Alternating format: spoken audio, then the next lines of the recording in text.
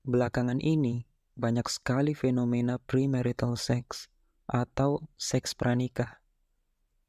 Lo bisa baca berita, dimulai dari anak-anak kuliah yang hamil di luar nikah, anak SMA, anak SMP, bahkan anak SD sekalipun.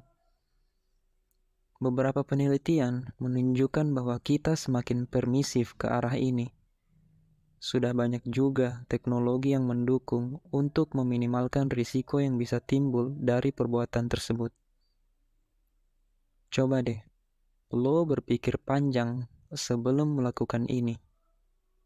Hubungan seksual pranikah itu, it breaks God's laws and dishonors Him. Lo mengkhianati Tuhan dan tidak menghargai pesan-pesannya. Ingat, we never win by dishonoring God. Hidup kita tidak akan bahagia, coy. Tidak akan menang, tidak akan berjaya jika kita tidak menghargai Tuhan. Kalau lo beranggapan bahwa seks pranikah itu bukan masalah dan menganggap urusan selesai hanya dengan bertobat setelah melakukannya, itu berarti lo tidak menghargai Tuhan. Lo menyepelekan Tuhan dan lo tidak akan bahagia dengan menyepelekan Tuhan. So, jika lo mau melakukannya, pertama, ingatlah bahwa lo sedang mengkhianati Tuhan, tidak menghargai Tuhan, dan hidup lo tidak akan bahagia. Yang kedua, ketika lo melakukan perbuatan tersebut, lo sama saja sedang melecehkan nilai-nilai yang dibangun oleh masyarakat dan keluarga hanya demi memuaskan nafsu lo. Lo sedang menghancurkan masyarakat, menghancurkan keluarga, juga menghancurkan orang tua lo. Yang ketiga, ingatlah bahwa ketika lo melakukannya, sampai tua, lo akan merasakan yang namanya guilt consciousness. Ketika lo tahu bahwa yang lo lakukan itu salah, lo sedang menabrak kesalahan itu, maka rasa bersalah itu akan selalu tersisa. Sampai lo tua ngap, rasa bersalah itu akan terus menghantui lo. Ketika hidup lo sedang tidak enak, lo akan menyambungkannya ke situ. Jangan-jangan gara-gara itu. Nah, itulah sense of guilty atau guilt consciousness. Begitu lo senggol dia, maka dia akan menghantui lo sampai lo tua.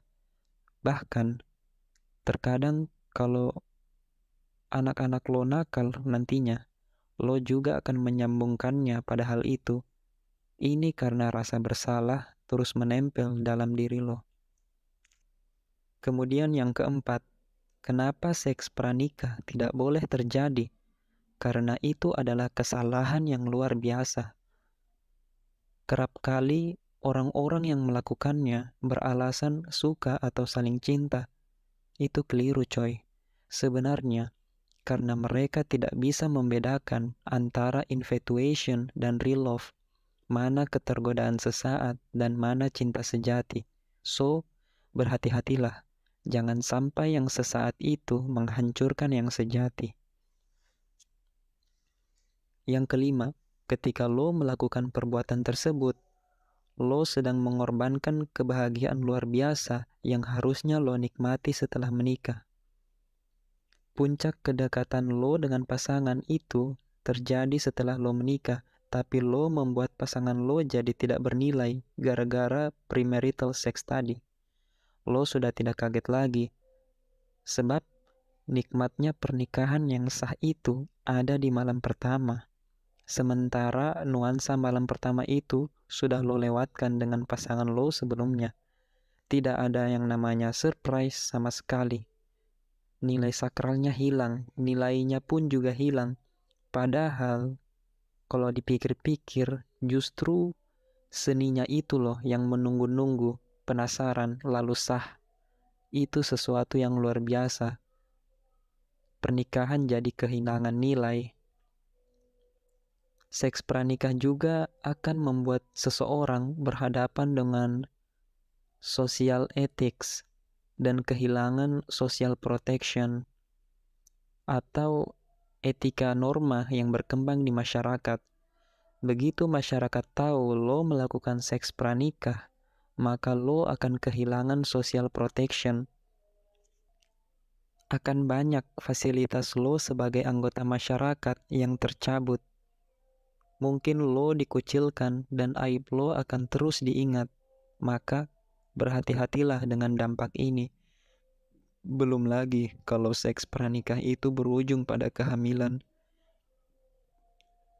Perhatikan benar-benar semua risiko yang gue sebutin tadi. Hidup kita indah, maka jangan kita rusak keindahan tersebut dengan kesenangan sesaat. Arah dan kata, kamu memang melangkah, tapi langkahmu tak punya arah.